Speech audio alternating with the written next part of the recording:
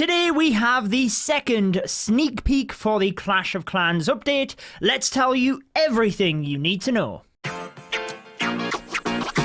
Welcome back to the channel then, guys. I'm your host, Judo Sloth. Yes, Sneak Peek Week continues. Yesterday, we told you all about the balance and AI changes coming in the next update. Today, we have Town Hall 13 changes and, most importantly, quality of life improvements. I will be going through all of this. Everything on the screen will be getting adjusted. And if you do want to see all of the sneak peeks and my educational but entertaining Clash of Clans content, I would recommend subscribing and also turning on the notification bell. Remember, you can help to support your favorite content creator in-game by entering their code before making any purchases. My code is Judo and it is much appreciated, my friends. Let's go over the new troop and defense levels first. Show you gameplay here from the developer build. Not only do we have upgrade opportunities, we also have new army camp levels in order to really stir up the meta.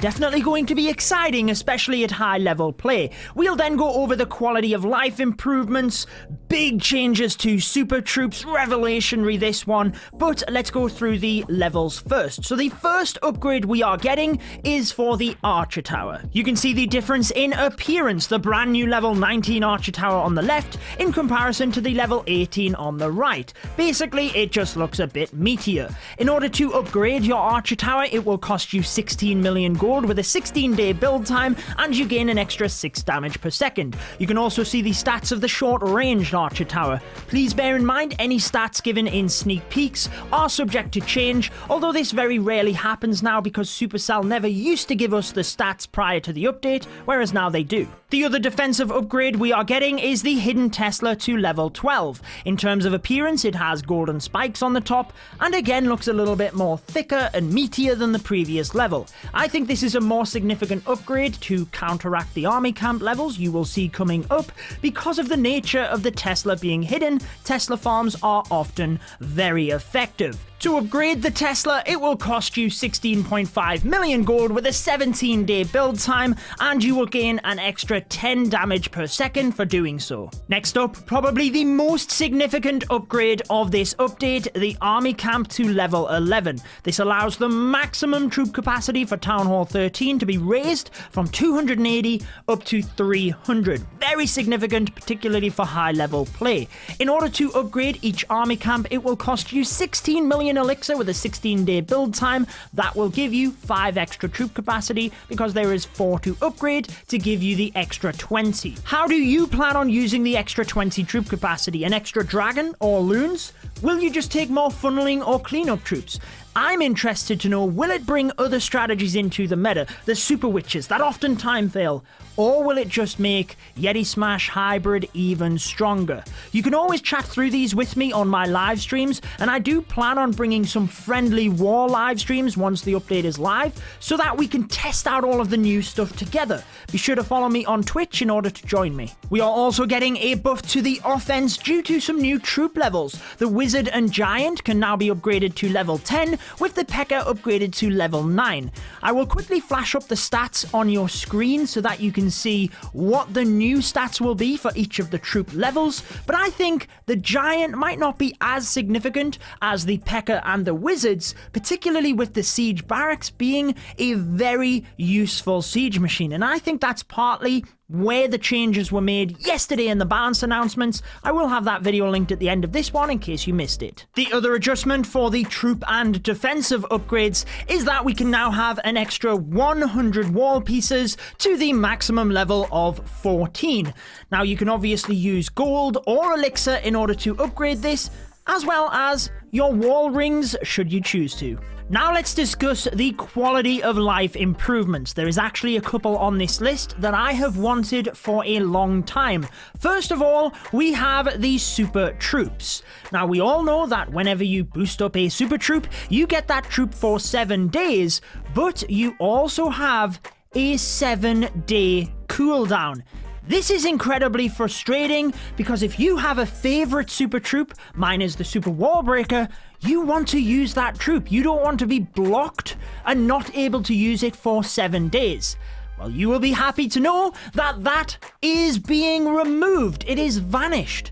No more 7-day cooldown. Yes, you can boost up the Super Troop only for 7 days, but then you can pay the Dark Elixir to boost it straight back up again. So this is a much welcomed change for me, and what the team have said is that as they add more Super Troops to the game, they are hoping that you continue to boost different ones up in order to get variety, which I'm sure you will. They have different purposes depending on what you want. I have explained all of them in my Super Troops Explained video, and I will be sure to update that video for you as more are released, but as ever, that video will be in the description. I always have relevant videos in the description of all of my videos, but let's move to the next amazing quality of life change. The next quality of life change I am very happy to see is the Supercell ID. Previously, you had to use your email to identify your different accounts. As a content creator, it wasn't ideal, but also you might have got confused which account is that again if you have multiple ones. Now you can rename the accounts, so it will still be attached to a particular email address, but that is not what visually you see when you are flipping through your accounts. You will see the name of your account that you give it. You can give it a customized name, you can give it a customized profile, and you can even add friends within Supercell ID. Not necessarily Clash of Clans itself. This is separate from the friends list. It will be Supercell ID friends, so that if your friend is playing Brawl Stars or Clash Royale, you can see that they are playing that Supercell game, and you might decide to jump on yourself in order to join them in a battle.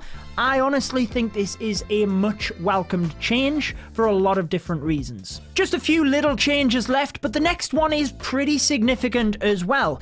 You will see that for the heroes, there is no longer a guard option. That is because the guard option has been removed. Your heroes will now automatically defend your village and instantly be regenerated no matter what damage they take.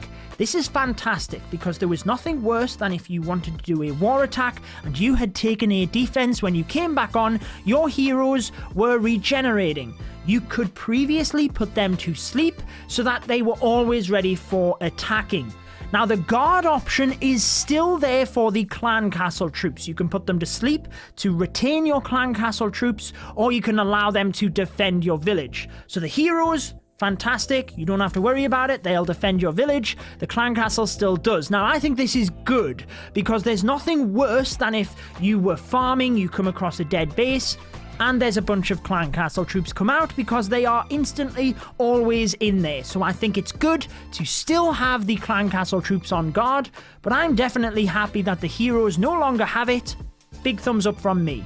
Pretty cool new tech has been added to the skin functionality to allow cooler, wilder effects. You guys know that I always enjoy the special effects with the heroes, so this means in the future, whenever we get a hero skin, it should be better. The For You tab within the game has been removed. This is because you can now get the latest videos from us content creators in the community tab. You can see my latest video within there, the base building basics, which I will have linked in the description if you are interested. We also have visual effects getting changed, so whenever multiple spells are used, we should be able to see all of the special effects from the spells. This announcement was snuck in right at the very end. I hope you guys are still watching. Be sure to let me know in the comments if you're hyped for this one, because we can now have 5-minute preparation and 45-minute wars within friendly wars. This is going to be incredibly helpful when I set up the friendly wars on my Twitch channel so that we can test out the update, because previously you had to have 75-minute blocks per war.